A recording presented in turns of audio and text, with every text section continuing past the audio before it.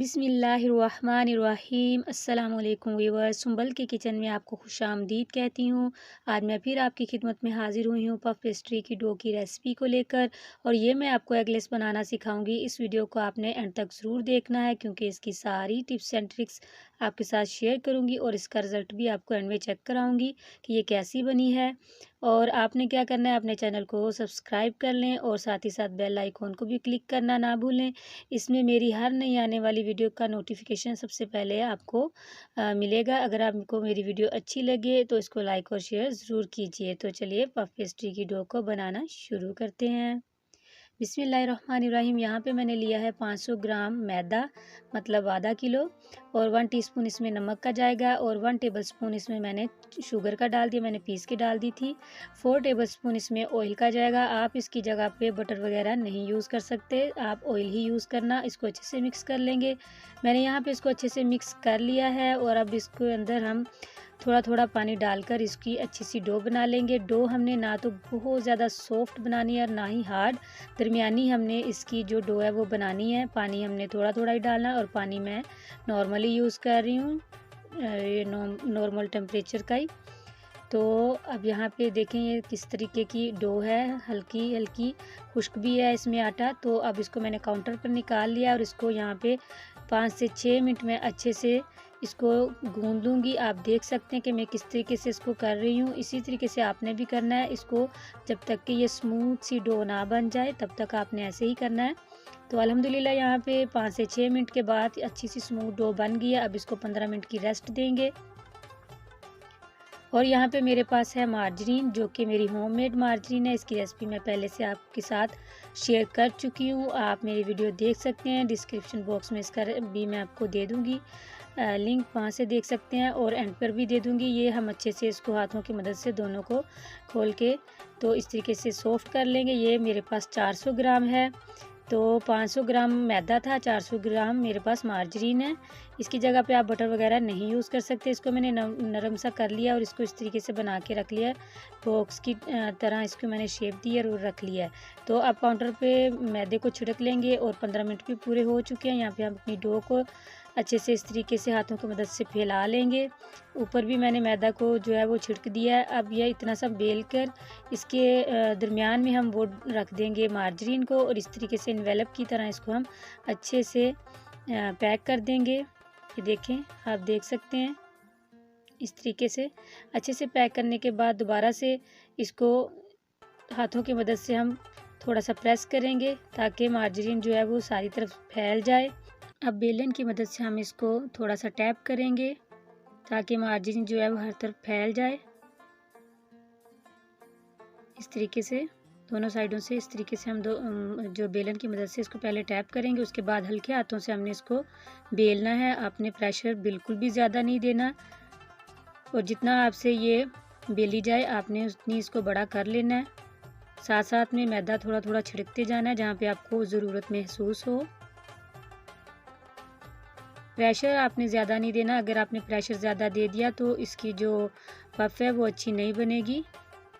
अब मैंने इतना बेल लिया इसको, तो इस तरीके से दोनों साइडों से हम फोल्ड कर देंगे। ये पहली लेयर है हमारी। अब इधर से भी, और दरमियान में थोड़ा सा गैप छोड़ूंगी ताकि ये फोल्ड हो सके। अब ये एक पहली लेयर हमारी बन चुकी है। इसको हम जो है आधे घंटे के लिए रख देंगे। मैं वही पेपर ले रही हूँ जिसमें मार्जरीन थी, उसके साथ इसको मैं कवर कर दूँगी। आप कोई भी चीज़ या ढक्कन किसी भी चीज़ से इसको अच्छे से कवर करके रख दें। तो यहाँ पे अल्हम्दुलिल्लाह आधा घंटा हो चुका है। तो अब इसको हम दोबारा से मैदा जो है वो काउंटर पे फिर से छिड़केंगे, और डो को निकाल लेंगे, और फिर वही उसी तरह ऊपर भी मैदा इसके छिड़क देंगे, और हाथों की मदद से थोड़ा सा प्रेस करेंगे। इसको बनाना बहुत ही आसान है और बहुत ही जल्दी बन जाती है, बहुत ज़्यादा टाइम नहीं लगता। फिर से बेलन की मदद से इसको टैप करेंगे इसी तरीके से दोनों साइडों से। ये करना ज़रूरी है। जब इस तरीके से आप इक्वल इसको टैप कर लें, फिर उसके बाद इसको आप बेलना शुरू करें हल्के हाथों से। प्रेशर आपने बिल्कुल भी नहीं देना। जहाँ पे आपको थोड़ा सा महसूस हो वहाँ पे आप मैदे को आप डस्ट कर लें, यहाँ पे अल्हम्दुलिल्लाह मैंने इसको इतना जो है बेल लिया है जितना मैं बेल सकती थी। तो अब थोड़ा सा मैं मैदा इसके ऊपर इस तरीके से जो है वो कर रही हूँ, आप देख सकते हैं। इस तरीके से थोड़ा थोड़ा छिड़क के ऊपर से हाथ फेर देंगे और फिर से उसी तरीके से इसकी लेयर बना देंगे।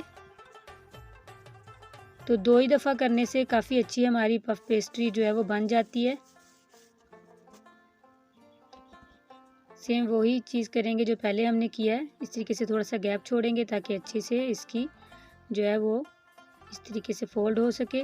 तो ये फ़ोल्डिंग हुई माशाल्लाह अल्हम्दुलिल्लाह। यहाँ पे हमारी जो डो है वो दोनों दफ़ा इसकी लेयर्स अच्छे से बन चुकी हैं और अब हमें इसे फ़ौरन से नहीं इसको यूज़ कर सकते। हम इसको आधे घंटे का रेस्ट देंगे और फिर मैं इसको आपको इसका रिज़ल्ट दिखाऊंगी कि ये कैसी बनी है। तो आधे घंटे का इसको रेस्ट देते हैं। तो यहाँ पे अल्हम्दुलिल्लाह आधा घंटा भी हो चुका है। तो अब मैं आपको दिखाती हूँ कि ये हमारी जो डो है इसका रिज़ल्ट कैसा निकलेगा। तो ये मैं आपको कट करके दिखाती हूँ पहले इसकी लेयर्स। और आप इसको सेव करके रख सकते हैं तकरीबन 2 महीने तक, 2 से 3 महीने तक इसको फ्रीज़र में सेव करके रख सकते हैं। वो भी मैं आपको बताऊंगी कि कैसे करना है। तो आप इसकी लेयर्स चेक करें। इससे बहुत सी चीज़ें बन जाती हैं। देखें इसकी लेयर्स। तो इसका जो हाफ़ है मैं अब ले लूँगी और हाफ़ रख दूँगी। इस हाफ़ से मैं आपको बना के दिखाती हूँ। पहले मैं आपको रैप करने का तरीका बता देती हूँ कि हमने इसको कैसे सेव करके रखना है। इस तरीके से आप इसको रैप करें। किसी भी शॉपर बैग में भी आप इसको लपेट के रख सकते हैं। इस तरह रैप करने के बाद आप इसको शॉपर में रख के फ्रीज़ कर लें। आप 2 से 3 मंथ इसको इजीली रख सकते हैं, ये ख़राब नहीं होता। और जब आपको ज़रूरत हो आप पहले निकाल लें, घंटा डेढ़ पहले निकाल लें ताकि ये नॉर्मल टेम्परेचर पर आ जाए। फिर आप इसको अपनी ज़रूरत के मुताबिक यूज़ करें। तो यह इस तरीके से हम इसको रैप करके रख लेंगे। अच्छा, जो मैंने हाफ़ ली थी वो फिर से उसी तरीके से काउंटर पे हम मैदे को डस्ट कर लेंगे। उसके ऊपर भी इस तरीके से हाथों की मदद से प्रेस करेंगे, फिर बेलन से टैप करेंगे और अब इसको हल्के हाथों से बेल लेंगे। ना बहुत ही मोटी इसकी लेयर बनाएंगे, ना बहुत ज़्यादा पतली। आप देख सकते हैं, मैं आपको दिखाती हूँ। तो इस तरीके से मेरे पास ये कुकी कटर था। आप कोई भी चीज़ से इसको कट कर सकते हैं। आपको जैसा भी डिज़ाइन, में तो सिर्फ आपको चेक कराने के लिए आपको ये आप बता रही हूँ कि इसका रिज़ल्ट हम चेक कर लें। तो इसकी आप देख लें थिकनेस कितनी है। आप इसकी थिकनेस देखें और फिर ये देखें कि इसकी पफ़ कैसी बनती है। आप देख सकते हैं, आपके सामने ही है। तो मैं इसको बना रही हूँ कढ़ाई में। तो यहाँ पे इसको देंगे हम 30 से 35 मिनट। तो यहाँ पे अल्हम्दुलिल्लाह 35 मिनट बाद ये आप देख सकते हैं कि कितनी प्यारी ये इसकी पफ़ बनी है और कितनी ज़्यादा लेयर्स इसकी बनी। आप देख सकते हैं कि मैंने कितना रखा था और कितना ये फूल गया। और बनाई भी मैंने छोटी सी थी, ना तो मैंने इस पर एग लगाया, ना ही मैंने इस पर कोई चीज़, सिर्फ सिंपल बनाई है मैंने ये। तो उम्मीद है कि आपको ये रेसिपी बहुत ही पसंद आई होगी। तो इसी के साथ मैं इजाज़त चाहती हूँ। दुआओं में याद रखिएगा। मिलूँगी फिर एक नई और आसान रेसिपी के साथ। अल्लाह हाफ़िज़।